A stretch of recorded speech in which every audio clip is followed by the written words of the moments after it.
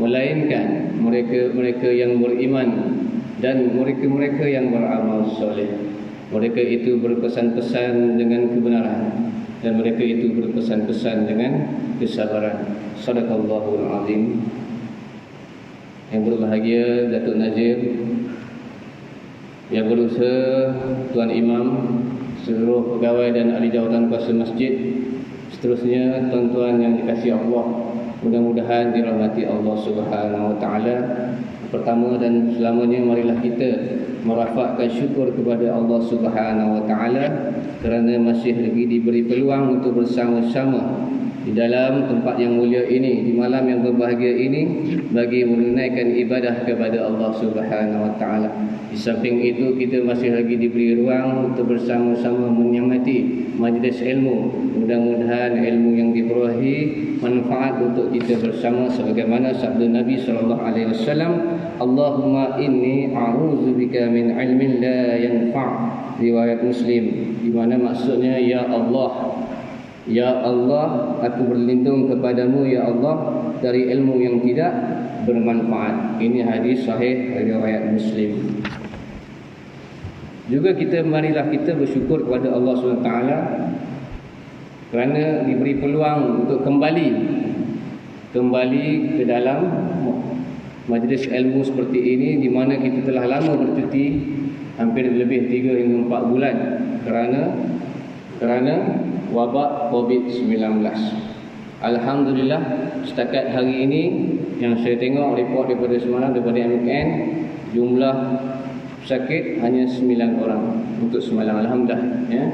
Kita sama-sama istiqamah dan berdoa, dan terus berdoa agar Allah segera mengangkat wabak ini pergi jauh daripada kita semua. Mudah-mudahan kita dapat kembali normal dalam melaksanakan ibadah, terutamanya dalam masjid ini. Tidak lagilah kita bersembahyang berjarak-jarak, bertutup muka, seolah-olah kita tidak kenal antara satu sama lain. Saya juga risau juga tuan-tuan, kita tengok tuan-tuan bertopeng. Saya takut nak senyum, takut tuan tak senyum marah kat saya ke apa kan. Jadi kita doa, mudah-mudahan wabak ini segera diangkat. Allahumma amin, Allahumma amin. Jadi malam ini saya ingin berkongsi dengan tuan-tuan isi sebuah kitab yang saya kira manfaat untuk kita bersama, yakni kitab Ayyuhal Walad tajuknya. Kitab karangan Al-Imam Hujjatul Islam Abu Hamid Al-Ghazali, di mana kitab ini telah pun diterjemahkan ke dalam bahasa Rumi Melayu oleh yang berbahagia Syekh Abu Ali Al-Banjari An-Nadwi Al-Maliki. Kita kena berterima kasih dengan Syekh Abu Ali Al-Banjari An-Nadwi Al-Maliki ini kerana menterjemahkan kitab ini ke dalam bahasa Melayu. Sebelum itu saya ingatkan tuan-tuan dan ingatkan sendiri saya terutamanya, saya di sini bukanlah mengajar tuan-tuan, ya. Saya tidak mengajar.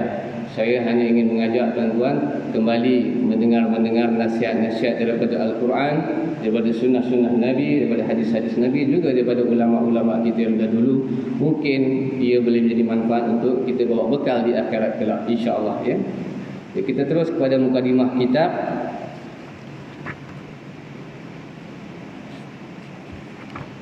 Sebagai adabnya, saya cerita sikit, ya, mukadimah penterjemah, ya. Mudah-mudahan kita kenal bagaimana kitab ini boleh ada pada kita pada hari ini, ya.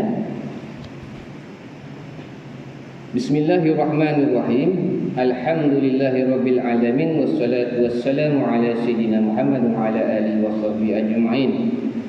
Kata penterjemah, alhamdulillah dipanjatkan setinggi-tinggi syukur kehadrat Allah Ta'ala yang telah memudahkan hamba yang dhaif ini. Beliaulah Syekh Abu Ali Al-Banjari An-Nadwi, atau nama sebenarnya Syekh Ahmad Fahmi bin Zamzam, ya.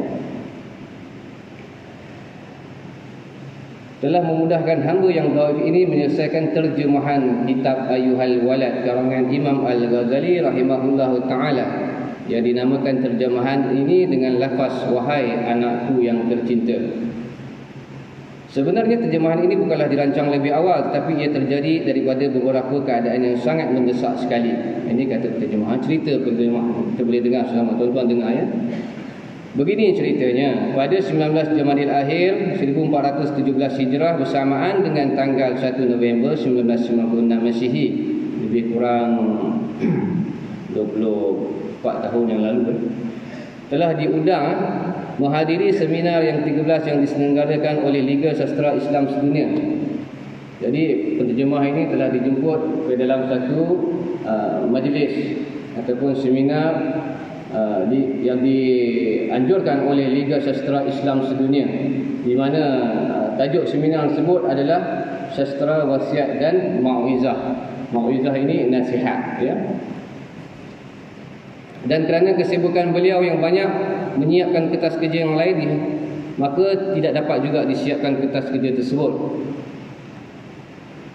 Tajuk asal kertas kerja tersebut adalah Sastera Mau'izah atau Nasihat Imam Al-Ghazali rahimahullah ta'ala, berdasarkan kepada kitab beliau yang berjudul Ayyuhal Walad. Jadi penterjemah ni dijemput ke majlis tersebut untuk membentangkan kertas kerja yang berkaitan dengan kitab Ayyuhal Walad, ya. Dan oleh kerana ada niat untuk menulis kertas kerja itu, maka penterjemah pun membawa kitab Ayyuhal Walad sekali bersama rujukan dalam perjalanan ke Hyderabad, India. Jadi majlis tersebut berlangsung di India 24 tahun yang lalu. Ketika kertas kerja itu dibentangkan, nampak jelas kesan dan respon yang sangat baik di kalangan para peserta seminar. Maka terlintaslah di hati penterjemah untuk menterjemahkan kitab ini supaya isi dan kandungannya dapat diketahui dan dibicarakan dalam bentuk yang lebih luas. Jadi penterjemah terasa untuk buat satu terjemahan dalam bahasa Melayu, ya.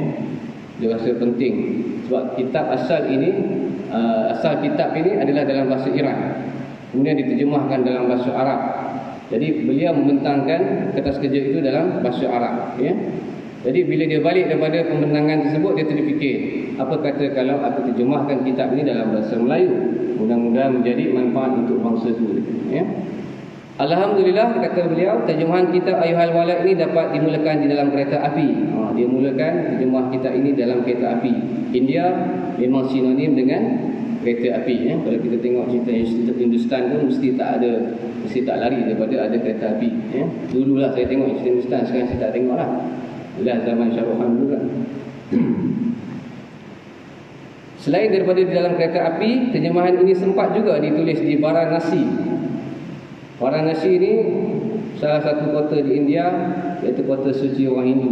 Yang biasa kita dengar orang dia ambil air suci, Ganga Nil, Sungai Ganga. Di situ tempatnya. Juga di Lucknow dan di Delhi. Dan alhamdulillah dapat diselesaikan di dalam jamak masjid, ataupun dalam bahasa Melayu Masjid Jami' Delhi. Sebab itu kitab ini kalau tuan-tuan tengok, kalau tuan berminat boleh dapatkan dengan saya lah selepas kuliah nanti, boleh free order lah. Saya order pun dengan Shopee ni, kitab ni daripada polis. Jadi depan kitab ni ada gambar Masjid Jami' Delhi. Itu tempat bersejarah. Kitab terjemahan ni tuan-tuan jangan salah faham, bukan kitab Ayyuhal Walad tu. Kitab terjemahan Ayyuhal Walad dalam bahasa Melayu disiapkan di masjid tersebut. Okey, baik, kita tengok asal usul kitab ni, dia cerita sikit, Kitab Ayyuhal Walad atau juga diberi nama Ar-Risalah Al-Waladiyah adalah ditulis oleh Al-Imam Al-Ghazali rahimahullah ta'ala di dalam bahasa Parsi yang saya sebut sebentar tadi, kan. Kemudian kitab ini diterjemahkan ke dalam bahasa Arab oleh sebagian ulama dan dinamakan dengan nama yang kita sebutkan tadi, iaitu Ayyuhal Walad. Asal usul kitab ini tuan-tuan, kitab Ayyuhal Walad ini ditulis oleh Imam Al-Ghazali rahimahullah ta'ala sebagai jawapan kepada sepucuk surat, sebenarnya sepucuk surat yang dikirim oleh anak murid kesayangan beliau yang sangat dicintainya, di mana di dalam surat tersebut anak murid Imam Al-Ghazali rahimahullah ta'ala meminta kepada beliau suatu nasihat yang ditujukan kepadanya secara khusus, ya. Walaupun dia ni yakin bahawa isi dan kandungan surat tersebut yang bakal dia terima itu sudah pun terkandung di dalam kitab-kitab Imam Al-Ghazali yang lain, seperti Ihya Ulumuddin dan sebagainya.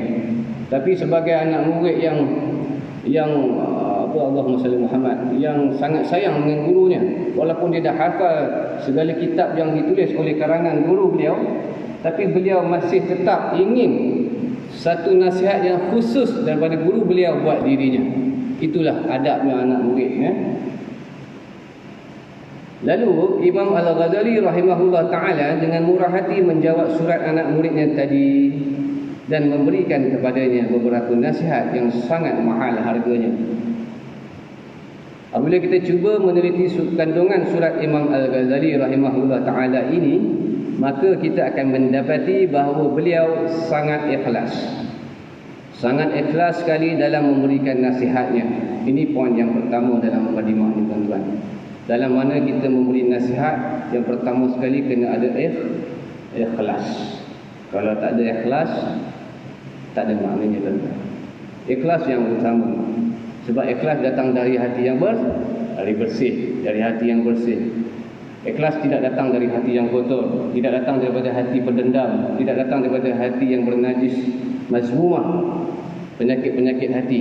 Tapi ikhlas datang daripada hati yang bersih. Ini menandakan Imam Al-Ghazali rahimahullah ta'ala sangat bersih hatinya. Dan di celah-celah ukapan beliau kelihatan kehebatan Imam Al-Ghazali rahimahullah ta'ala dalam menggambarkan tipuan dunia dan kekalnya negeri akhirat. Dalam setiap perkataannya terselit betapa dunia ini hanya tipu daya. Benda ni bukan kata-kata Imam Ghazali saja. Dalam Quran pun ada sebut dunia ni hanya tipu daya. Tapi sebab kita tak faham, Allah hadirkan kita ulama untuk menterjemahkan kepada kita betapa bahawa dunia ini penuh dengan tipu daya, ya? Dan betapa perlunya kita kepada iman dan amal soleh dan kejernihan jiwa. Kita juga melihat kasih sayang Imam Al-Ghazali rahimahullah ta'ala terhadap muridnya. Lalu beliau membawakan nasihat ini dalam bahasa yang sangat halus, ya? Seorang guru yang sayang kepada anak muridnya, dia tidak nasihat lebih kurang. Anak murid tanya nasihat, kau buatlah ini, kau buatlah ini. Tak, dia tak macam tu. Bahasa dia sangat indah, sehingga anak murid ini sangat menyayangi beliau sebagai seorang guru. Terkadang dapat mengalirkan air mata dan memberikan kesan yang sangat mendalam sekali ke dalam hati kita, sehingga membawa kepada sesuatu perubahan dalam kehidupan. Ini benar, tuan-tuan. Kalau kita baca karangan kitab-kitab Imam Al-Ghazali, kebanyakan ia boleh menyentuh hati. Tapi yang benar-benar yang ingin membersihkan hati lah. Kalau dia baca saja sambil lupa, macam baca komik, novel sebagainya, dia tak dapat rasa tu, tuan-tuan. Ini hakikat, tuan-tuan. Kalau tuan-tuan nak feel lagi baca kitab tersebut, selepas tuan-tuan baca Al-Quran, baca kitab beliau, dan tuan-tuan akan terasa tersentuh hati bahawa tuan-tuan terasa diri tuan-tuan sangat kotor dalam dunia ini. Sangat kotor. Jadi bila kita terasa sangat kotor, kita akan ada usaha untuk membersihkan diri kita. Kalau tak rasa diri kotor, dia tak akan ada rasa untuk membersihkan diri, ya?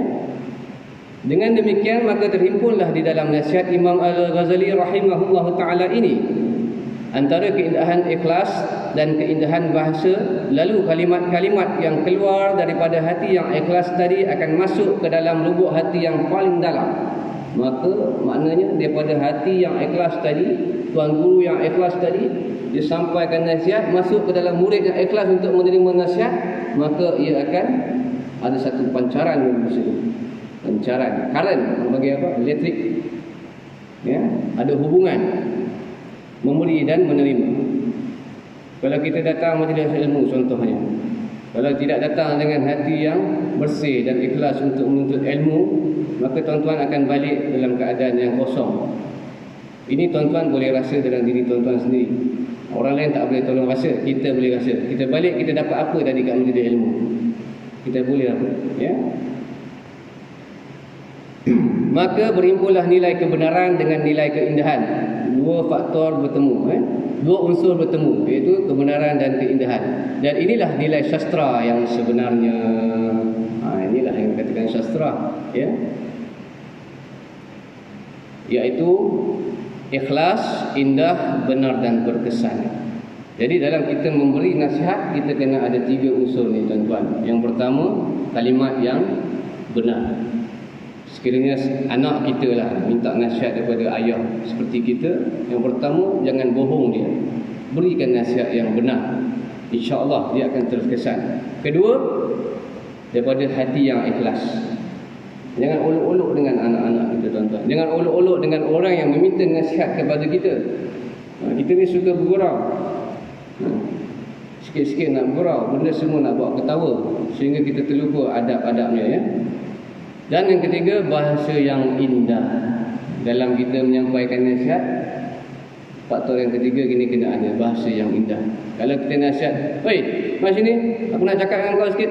Kau pergi semayang sana. Kau semayang kau dapat syurga. Kau tahu tak?" Agak-agak orang yang dengar nasihat ni, apa perasaan dia tu? Ini marah aku ke, dia suruh aku ke, apa kan? Jadi tak datang kasih sayang dalam nasihat itu. Jadi Imam Ghazali menyerahkan 3 perkara ini dalam nasihat beliau kepada anak-anak murid beliau, ya. Yang pertama tadi, kalimat yang benar, hati yang ikhlas, dan bahasa yang indah. Mudah-mudahan orang yang mendengar nasihat itu dapat apa yang dengar, insya-Allah. Walaupun surat ini pada asalnya ditujukan oleh Imam Al-Ghazali rahimahullahu ta'ala khusus kepada anak muridnya yang tertentu, namun isi dan kandungannya adalah sangat diperlukan oleh semua lapisan masyarakat. Jadi penerima surat ini, iaitu anak murid yang kesayangan beliau ini, terasa nasihat ini bukan hanya untuk dia. Jadi dia kongsikan bersama kepada masyarakat sehingga dah dapat kepada kita pada hari ini. Dan istimewa sekali nasihat ini tidak disertakan nama anak murid beliau.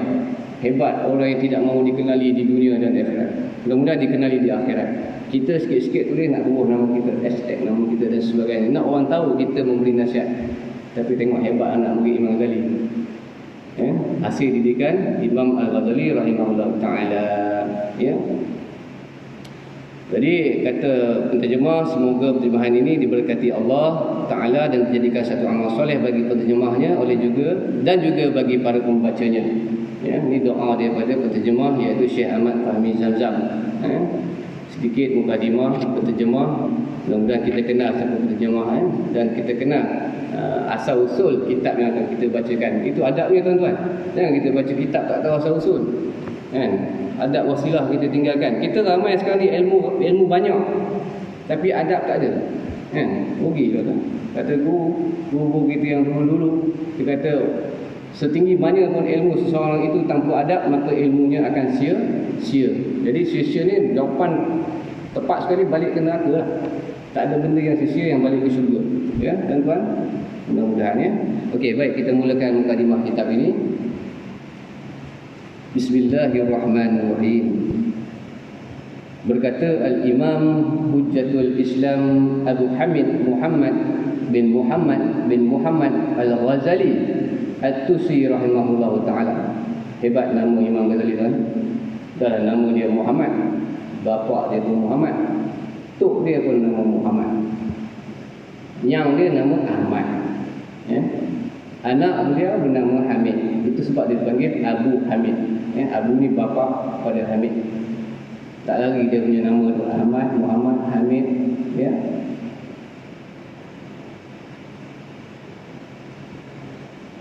Sebab tu orang kita kebanyakan yang dulu-dulu yang soleh-soleh, dia namakan anak dengan pangkal dia Ahmad ataupun Muhammad, mengambil berkat nama Nabi SAW. Bukan nama yang tak ada nama Ahmad Muhammad ni tak berkat. Jangan salah faham, tuan-tuan. Dia kata nama aku tak ada Ahmad, patutlah hidup aku tak berkat dah. Ini bergantung pada amal soleh kita juga.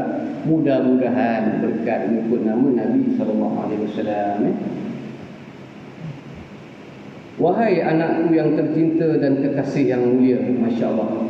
Ini mukadimah, mukadimah daripada Imam Ghazali kepada anak murid beliau. Semoga Allah Ta'ala memanjangkan umurmu dalam berbuat taat kepadanya, dan semoga Allah Ta'ala memudahkan bagimu untuk mengikuti jalan para kekasihnya. Jadi Imam Al-Ghazali rahimahullah ta'ala memulakan nasihat beliau dengan mendoakan anak murid dia. Itu kita boleh ikut, ya. Setiap kali kita diminta untuk memberi nasihat, pertama sekali panggil dia dengan nama yang disukai, ya, dan mendoakan dia. Ketahuilah olehmu bahawasanya apa jua cabang nasihat itu, maka adalah berasal daripada sumber kenabian.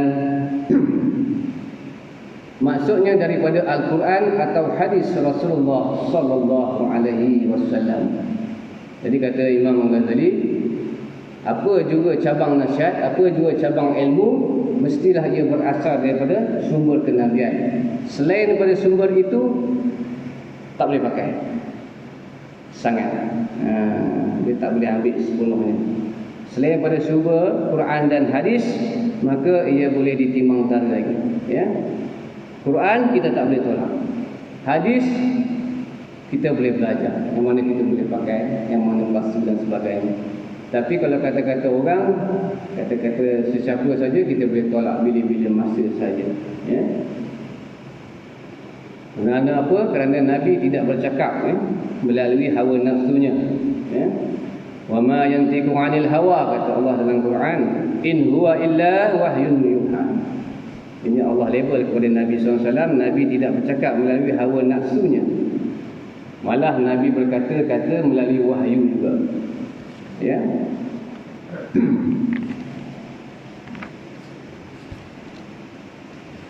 Begitu tawaduk, ya, Imam Ghazali ingin menyampaikan nasihat kepada amanah muridin. Mari kita lihat nasihat pertama, insya-Allah. Tadi mukadimah, ya. Ini baru nasihat yang pertama. Penterjemah melabelkan tajuk pada nasihat. Surat asal tu dia tak ada nasihat pertama, nasihat kedua, nasihat ketiga dalam bahasa Parsi tu. Tapi penterjemah dia menggariskan panduan supaya kita mudah membaca nasihat-nasihat tersebut. Ya. Jadi letak nasihat pertama dengan tajuk waktu itu ialah kehidupan. Waktu itu hidup. Bukan waktu itu emas. Kita biasa difahamkan waktu itu emas. Ini kata penterjemah fahaman materialistik. Ya. Dia mengejar kebendaan semata-mata. Jadi kita kena faham waktu itu adalah kehidupan, berjalan, sentiasa berjalan, berharga. Kehidupan itu lagi berharga pada emas, ya. Dan nazak itu ada emas tak sebelah pun tak guna dah. Dia tak boleh guna emas tu untuk beli nyawa dia dah. Ada kehidupan tu yang paling berharga. Allahumma salli ala Muhammad. Wahai anakku yang tercinta. Lagi Imam Ghazali memanggil anak dia, anak murid dia. Sebahagian daripada nasihat yang telah diberikan oleh Rasulullah SAW kepada umatnya ialah sabdaan baginda yang berbunyi,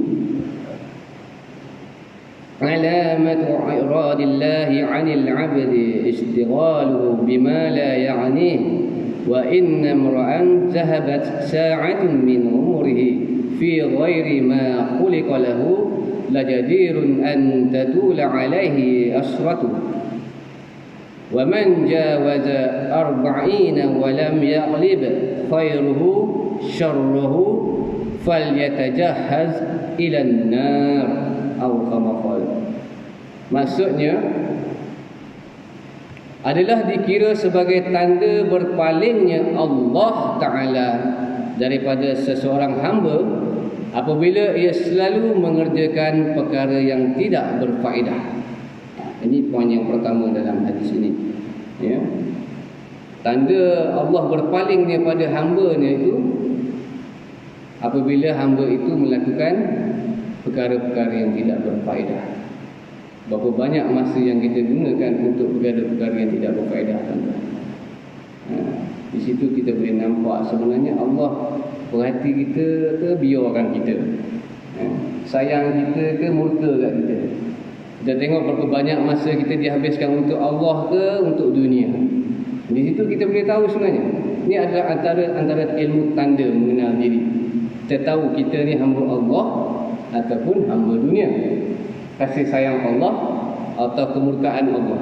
Kita boleh nilai sendiri sebanyak mana masa kita dihabiskan dan untuk apa ia dihabiskan. Ya. Hari-hari cari masalah, ya. Buka Facebook contohnya. Hari ni dah mimpi dah. Hari ni aku nak cari salah si fulan dan si fulan sekian. Aku mesti bongkarkan aib si fulan dan si fulan. Itu berfaedah ke tidak, tuan-tuan? Berfaedah atau tidak? Hari-hari nak buka aib orang, hari-hari nak congkel, memfitnah orang dan sebagainya. Dia jadi satu tabiat. Hati-hati, tuan-tuan. Jangan dia menjadi sikap itu menjadi satu tabiat. Sikap boleh berubah, tabiat belum tentu lagi. Kadang-kadang sampai ke mati dia bawa sehingga dia berubah bila nak mati. Sampai orang kata dah buang tabiat tadi. Dulu duk kata kat orang, duk kata tok imam, duk kata tok Bilal. Esok lusa dia baiklah. Bagi sehari datang jumpa tak bila bagi 100 je, bagi 100 je. Dia ni bang tabian, buat tuan-tuan. Dulu dia tabiat lain, dia bila hujung dia tabiat lain. Hati-hati ya. Dan seandainya ada satu saat sahaja daripada umurnya yang telah digunakannya pada barang yang bukan merupakan tujuan hidupnya, iaitu untuk beribadah kepada Allah Ta'ala, maka layaklah bahawa akan panjang penyesalannya. Ya? Seandainya satu saat dia tuan-tuan, bukan seminit, saat dihabiskan bukan untuk barang beribadah kepada Allah Ta'ala, maka di akhirat kelak akan panjang penyesalannya. Ya? Masa itu tak guna lah tuan-tuan. Dah balik sana tak boleh patah balik. Jadi kita di dunia ni kita kena sentiasa mengingatkan. Macam yang saya sebut tadi, saya tidak mengajar tuan-tuan. Saya hanya mengingatkan yang sebagaimana firman Allah Subhanahu Taala dalam Al-Quran, "Zakir fa inna zikra tanfa'ul mu'minin." Kita mengingat sesama orang beriman. Mudah-mudahan kita beroleh kejayaan dunia hingga akhirat.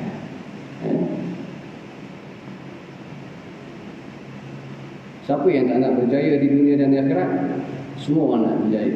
Orang bukan Islam pun nak juga. Sebab tu dia pulun simpan duit banyak-banyak ya, supaya dia boleh bawa masuk kubur. Tuan-tuan pernah tengok kan? Satu kaum ni dia simpan duit banyak-banyak, dia bawa balik kubur. Kadang-kadang dia dah cerdik sikit, dia tak bawa balik duit betul. Dia pergi dia kirim kat dia punya waris, kemudian nanti pada mati dia beli duit kertas, bawa masuk dalam kubur. Kereta kertas bawa masuk dalam kubur. Dia rasa benda tu semua dia bawa balik dalam kubur. Dia pun berjaya ada hari pelaksanaan esok. Tapi cuma dia rugilah dia tak beriman kepada Allah dan Rasul. Jadi saya ulang balik tadi dan seandainya ada satu saat sahaja daripada umurnya yang telah digunakan pada barang yang bukan merupakan tujuan hidupnya. Jadi tujuan hidup kita ini untuk apa tuan-tuan? Wa ma khalaqtul jin wal ins illa liya'budun. Tidak aku jadikan, kata Allah, manusia dan jin itu melainkan beribadat kepadaku. Jadi ada pekerjaan yang selain beribadat kepada Allah, maka itu adalah pekerjaan yang sia-sia dan tidak berfaedah. Habis kerja saya yang saya buat, kerja kontrak ke, kerja engineer tu tak faedah ke Ustaz kan? Itu kerja dunia Ustaz. Tak, itu sebenarnya kerja akhirat jika disertakan hati yang selalu ingat kepada Allah. Tujuan dia, niat dia kena pasang betul-betul. Aku bekerja ini kerana Allah izinkan aku bekerja untuk mendapatkan rezeki daripadanya, untuk aku bersyukur kepadanya. Bukan untuk aku beli atau benda yang banyak yang pasti akan aku tinggalkan. Kita ni manusia banyak mengejar benda yang pasti kita akan tinggalkan. Betul tak tuan-tuan? Tak kata orang lah. Saya sendiri pun sama, kita manusia. Kadang-kadang terlupa. Kita mengumpulkan harta dunia yang untuk kita tinggalkan, yang kita takkan bawa, melainkan harta yang kita sedekah. Itu je talian kita di akhirat esok. Maka layaklah bahawa akan panjang penyesalannya. Maka orang yang tidak menggunakan masa kerja dia ibadat kepada Allah, maka di akhirat esok panjang sangat penyesalannya. Panjang sangat penyesalannya. Dan sesiapa yang umurnya lebih daripada 40 tahun sedangkan kebaikannya masih belum dapat melebihi kejahatannya, maka layaklah ia mempersiapkan dirinya untuk memasuki api neraka. Na'udzubillah min dzalik, ya Allah. Sama-sama kita tuan-tuan, ya, kita berusaha, kita mendoakan sahabat-sahabat sekeliling kita supaya tidak terjebak pada api neraka. Kita sayang dia, kita nasihat dia. Kita sayang isteri kita, kita nasihat isteri kita. Kita sayang anak-anak kita, kita nasihat. Jangan takut dalam kebenaran. Tapi ingat, watawassaw bil haqq watawassaw bis sabr. Berpesan-pesan dengan kebenaran juga dengan kesabaran. Jangan balik tengah ceramah ustaz, balik pun aku nak jadi ustaz, nak syekh. Tidak, perlahan-lahan. Mungkin dulu isteri kita tak bisa dengar ceramah agama, kita lah wasilahnya. balik nasihat dia perlahan-lahan. Ayang kena tutup aurat. Nanti kalau ayang tak tutup aurat, ayang kena campak api neraka. Abang agak susah, sama-sama masuk api neraka. Tak sayang kat abang ke? Gunakan ayat begitu. Saya boleh cakap sebab saya pernah guna. Nak suruh semayang, nak suruh anak semayang lihat.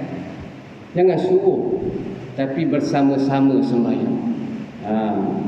Kita rajin suruh je, kan? Mat, pergi semayang dah masuk waktu ni. Abang tak siap lagi. Kita suruh je. Yang moleknya yang Nabi ajar kita buat. Dan kita ajak sama-sama. Kalau kita pergi masjid, kita ajak sama-sama anak dan isteri kita. Kalau tak boleh, kita selang-selangkan. Hari ni datang masjid, berjemaah dengan jemaah. Esok kita berjemaah dengan anak isteri kat rumah. Tambah musim PKP, tak boleh bawa anak-anak ke masjid. Betul? Perempuan pun tak boleh datang masjid lagi berjemaah. Kebetulan dah sebut ni. Tadi pagi pun ada jemaah muslimat yang hadir solat jemaah. Dia dengar khabar. Itulah kan? Dengar khabar. Boleh datang masjid solat berjemaah. Maka dia pun datang dengan ceramah dan kita telah nasihatkan supaya jangan hadir lagi. Bimbang ya. Bimbang masjid kita masih dalam perhatian. SB setiap hari ada. Tuan jangan ni. Tak pakai mask pun tidak rekod. Saya tak apa sebab saya buat ceramah. Tuan-tuan pun jauh pada saya ni. Kalau dekat saya pakai juga. Hati-hati.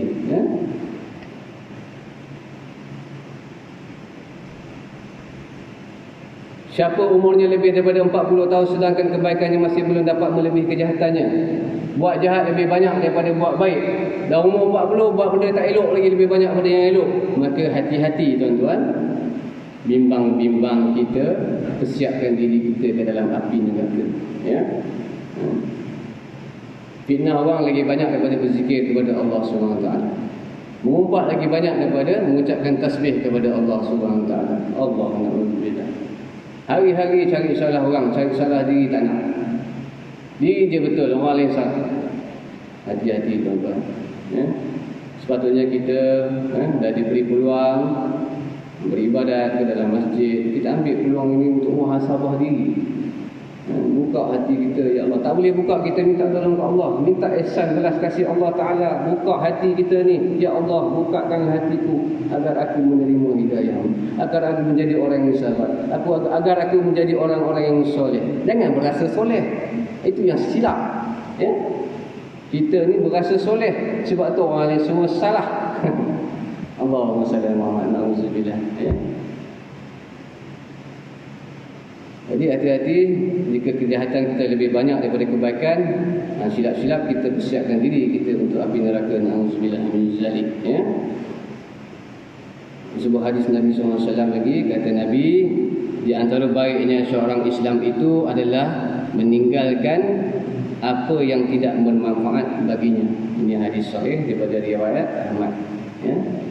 Orang mukmin itu dia akan tinggalkan barang tak faedah untuk dia. Agak-agak dia duduk saja-saja ni, kawan main menyembang nak ngumpat untuk imam tu kan. Segera dia meninggalkan kawan dia tu, tapi dengan cara baiklah. Kalau kata maaf mat, aku ada hal lah dengan isteri aku ni. Tinggalkan dengan cara baik. Kita tahu dah kawan kita ni kalau datang dia cerita haiwan. Dia tak cerita hai Allah, dia tak cerita hai Rasulullah. Maka adalah lebih baik kita meninggalkan perkara itu, kerana bimbang-bimbang perkara itu tidak memberi manfaat pada kita dunia dan akhirat. Ya? Dan kata Imam Al-Ghazali lagi, sebenarnya sekadar ini sudah cukup untuk menjadi nasihat kepada semua orang yang berilmu. Jadi poin-poin yang dia sebutkan tadi sebenarnya dah cukup dah. Cukup dah. Dia kata cukup sekadar ini. Jadi Imam Ghazali kata cukup, saya pun kata cukup lah. Maka pun nak habis. Dia kata sebenarnya sekadar ini sudah cukup untuk menjadi nasihat kepada semua orang yang berilmu. Jadi yang penting sekali di sini adalah ilmu. Ya, ilmu yang manfaat, bukan yang tidak manfaat. Jadi kesimpulan pada pertemuan kita pada malam ini, yang pertama hendaklah melakukan hendaklah meninggalkan kerja-kerja yang tidak berfaedah. Itu yang pertama. Buat homework sikitlah balik nanti. Apakah kerja yang tak faedah aku buat selama ini, kita tulis. Mungkin kita dah mudah lupa kan. Kita ambil pensel, kita balik, kita tulis. Aku suka mengumpat pusing. Aku suka mengata jebon. Itu ingat sebab aku start tinggalkan. Aku suka mencari kesalahan imam. Contoh, imam saja orang semua. Kita segera padamkan dia dari kehidupan kita. Yang kedua, isikan setiap saat dengan barang bermanfaat. Cuba cari apakah yang boleh kita bawa bekal di akhirat esok. InsyaAllah. Duduk-duduk saja istighfar, subhanallah, tasbih, tahlil. Tak payah tunggu majlis tahlil. Kita duduk seorang-seorang boleh bertahlil. La ilaha illallah, la ilaha illallah. Subhanallah, subhanallah, subhanallah. Astagfirullah, astagfirullah. Semua itu akan dinilai besar oleh Allah SWT di akhirat esok. Saya tak ada masa untuk ceritakan kelebihan-kelebihan tasbih, istighfar dan sebagainya pada malam ini. Mungkin di malam lain. Tapi tuan-tuan cuba amalkan dan praktikkan. Tak banyak. Satu malam ni, satu cukup. Mungkin tuan-tuan boleh ambil subhanallah ke malam ni, bawa balik. Aku amalkan subhanallah, subhanallah, subhanallah, subhanallah. Seminit dapat 60. Kalau 1 jam dah berapa tuan-tuan dapat? Istighfar, astagfirullah, astagfirullah, astagfirullah. Ataupun tuan-tuan boleh selang-selikan. Isnin baca subhanallah, esok istighfar, la ilaha illallah. Daripada tuan-tuan duduk berkumpul, contoh kedai kopi, mengumpat ruang dan sebagainya, tak ada faedah. Mungkin boleh dicampakkan api neraka. Kita cari barang yang boleh kita diletakkan oleh Allah SWT ataupun dijemput ke dalam syurga Allah. Dan yang ketiga, banyakkan kebajikan melebihi maksiat. Cari tuan-tuan. Sekarang ni tak susah nak cari kebajikan. Tuan-tuan datang masjid pun sudah satu kebajikan. Jadi jangan tuan-tuan rugikan kebajikan tuan-tuan dengan menambahkan perkara maksiat. Maksiat ni bukan duduk berdua dengan perempuan dalam bilik tu saja maksiat. Tak. Perkara mungkar terhadap Allah itu adalah maksiat. Tuan-tuan kena ingat. Tuan-tuan tinggalkan solat adalah maksiat. Tuan-tuan mengumpat adalah maksiat. Hati-hati. Perkara yang mendatangkan dosa kita kepada Allah SWT. Jadi kita kena kurangkan maksiat, banyakkan kebajikan. Tuan-tuan masuk masjid, tuan-tuan tengok tabung banyak, tuan-tuan boleh berkebajikan dengan masjid. Mungkin aku tak boleh bina bangunan ni, tapi aku boleh sumbang sedikit. Dan hasil sumbangan itu akan digunakan oleh orang ramai dan berpanjangan hingga ke akhirat, insya-Allah. Ya tuan-tuan, itu saja kongsian saya pada malam ini, nasihat yang pertama. Kita akan sambung nasihat yang kedua insya-Allah lah, umur panjang jumpa lagi bulan depan. Nasihat yang kedua yang bertajuk bagaimana sepatutnya kita menerima nasihat. Jadi Imam Ghazali ajar kita, orang bagi nasihat kita boleh terima, tapi macam mana kita nak terima? Adakah macam ni ke, tadah tangan ke, atau tadah telinga ke, atau sebagainya? Itu akan kita bincangkan bulan depan insya-Allah, ya. Mudah-mudahan kongsian kita ini manfaat untuk kita semua hingga daripada dunia hingga akhirat, ya. Aku qauli hadza wastaghfirullahal azim wa lakum wa lisa'il muslimin wal muslimat fastaghfiruhu wal ghafurur rahim. Bismillahirrahmanirrahim. Ya Allah, ya Allah, segala puji padamu, ya Allah. Kami meminta pertolongan, ya Allah. Ampunkan kami, ya Allah. Berilah perlindungan-Mu kepada kami, ya Allah, dari segala keburukan perilaku, keburukan jiwa kami, ya Allah, dan dari keburukan amalan kami, ya Allah, ya Rahman. Allahumma ftah alaina futuhal arifin, Allahumma faqihna fid din wa alimna ta'wil. Sallallahu ala sayyidina Muhammad khatimul anbiya'i wal mursalin wa ala alihi wa sahbihi ajma'in walhamdulillahirabbil alamin. Taqabbalallahu minkum